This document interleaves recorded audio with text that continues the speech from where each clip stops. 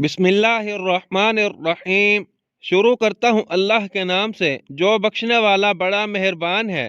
السلام علیکم ورحمۃ اللہ وبرکاتہ۔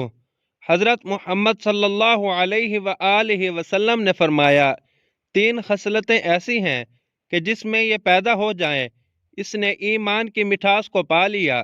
اول یہ کہ اللہ اور اس کا رسول اس کے نزدیک سب سے زیادہ محبوب بن جائیں۔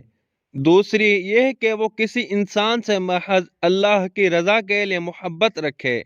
تیسری یہ کہ وہ کفر میں واپس لوٹنے کو ایسا برا جانے جیسا کہ آگ میں ڈالے جانے کو برا جانتا ہے۔